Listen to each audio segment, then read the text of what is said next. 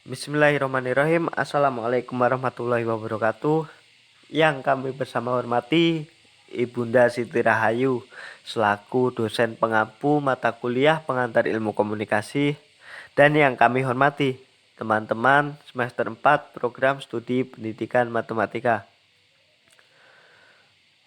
Pertama-tama, marilah kita bersama ucap rasa syukur atas nikmat yang Allah berikan. Nikmat sehat, nikmat kuat, nikmat belajar, dan banyak nikmat lain yang tidak dapat kita hitung. Sholawat serta salam, marilah kita sanjung agungkan terhadap junjungan kita, Nabi Muhammad SAW, yang insya Allah syafaatnya akan menjadi penolong kita di yaumil akhir. Teman-teman sekalian, perkenankanlah kami dari kelompok 8 yang beranggotakan saya sendiri, Diki Chandra, dan dua kakak saya, Mas Kuatno dan Mbak Pepi Rolianti, melalui video ini mempresentasikan hasil kelompok kami, yaitu tentang materi komunikasi antar pribadi.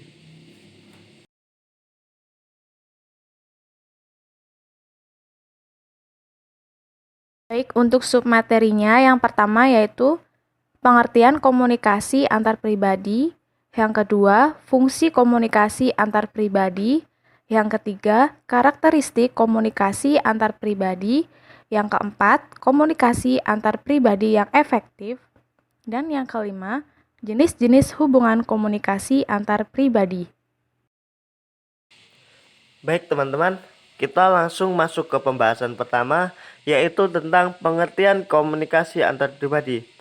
Namun sebelum kita membahas mengenai definisi komunikasi antar pribadi, kita perlu membedakan antara komunikasi non antar pribadi dan komunikasi antar pribadi. Miller dan Steinberg membedakan komunikasi antar pribadi dan komunikasi non antar pribadi berdasarkan tingkatan analisis yang digunakan untuk melakukan prediksi. Menurut mereka, terdapat 3 tingkatan dalam melakukan prediksi, yaitu tingkat kultural, tingkat sosiologi, dan tingkat psikologis.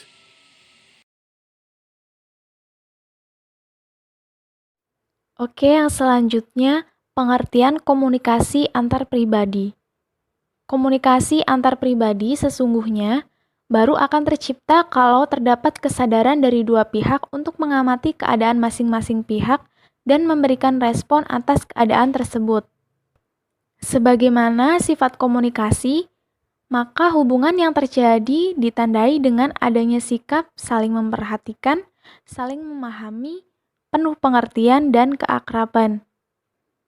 Berdasarkan uraian di atas, maka komunikasi antar pribadi dapat didefinisikan sebagai proses hubungan yang tercipta, tumbuh dan berkembang antara individu yang satu sebagai komunikator dengan individu lain sebagai komunikan.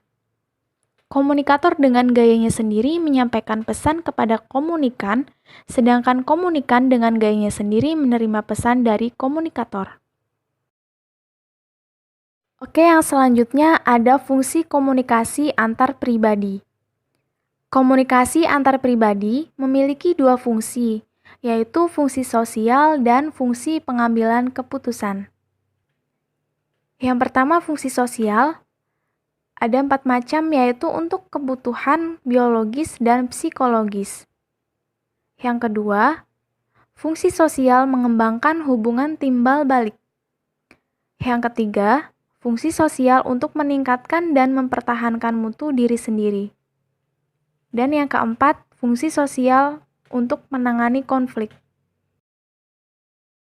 Yang kedua, ada fungsi pengambilan keputusan. Fungsi ini ada 2 macam, yaitu yang pertama, manusia berkomunikasi untuk membagi informasi. Yang kedua, manusia berkomunikasi untuk mempengaruhi orang lain. Yang selanjutnya ada karakteristik komunikasi antar pribadi. Menurut Judy C. Person, tahun 1983, menyebutkan 6 karakteristik komunikasi antar pribadi adalah sebagai berikut. Yang pertama, komunikasi antar pribadi dimulai dengan diri sendiri atau self, Yang kedua, komunikasi antar pribadi mencakup aspek-aspek isi pesan dan hubungan antar pribadi. Yang ketiga, komunikasi antar pribadi mensyaratkan adanya kedekatan fisik antara pihak-pihak yang berkomunikasi. Yang keempat, komunikasi antar pribadi bersifat transaksional. Yang kelima, komunikasi antar pribadi melibatkan pihak-pihak yang saling tergantung satu sama lain. Dan yang terakhir, komunikasi antar pribadi tidak dapat diubah maupun diulang. Lalu, komunikasi antar pribadi yang efektif. Menurut Jalaluddin Rahmat, menyatakan bahwa komunikasi antar pribadi yang efektif bila pertemuan komunikasi merupakan hal yang menyenangkan bagi komunikan. Bila kita berkumpul dalam suatu kelompok yang memiliki kesamaan dengan kita, maka kita akan menyenangi mereka. Komunikasi pun berlangsung lebih santai, gembira, dan terbuka. Sedangkan apabila kita berkumpul dengan orang yang kita benci atau tidak suka, maka akan membuat kita tegang, resah, dan tidak enak. Kita akan cenderung menutup diri dan menghindari komunikasi. Yang pertama, komunikasi antar pribadi yang efektif harus adanya keterbukaan, empati, sikap mendukung, sikap positif, dan kesetaraan. Yang kedua, unsur-unsur komunikasi yang efektif. Harus adanya sumber komunikasi, media atau saluran pengirim pesan, adanya penerima pesan atau komunikan, dan adanya efek. Yang ketiga, syarat-syarat komunikasi yang efektif. Yang pertama, ada menciptakan suasana yang saling menguntungkan. Yang kedua, menggunakan bahasa yang mudah dimengerti bila mungkin bahasa yang digunakan adalah bahasa yang setara. Yang ketiga, pesan yang disampaikan menggugah perhatian atau minat bagi komunikan. Yang keempat, pesan yang disampaikan menggugah kepentingan komunikan yang dapat menguntungkan. Yang kelima, pesan yang disampaikan dapat menumbuhkan suatu penghargaan bagi pihak komunikan. Jenis-jenis hubungan komunikasi antar pribadi.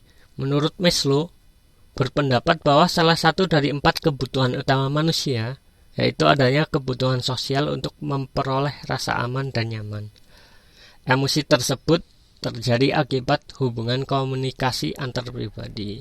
Kemudian hubungan yang hangat dan rahmat tersebut mempengaruhi kemampuan seseorang untuk berkomunikasi lebih baik. Sebab komunikasi yang terjalin setiap hari berfungsi untuk memupuk dan memelihara hubungan kita dengan lingkungan.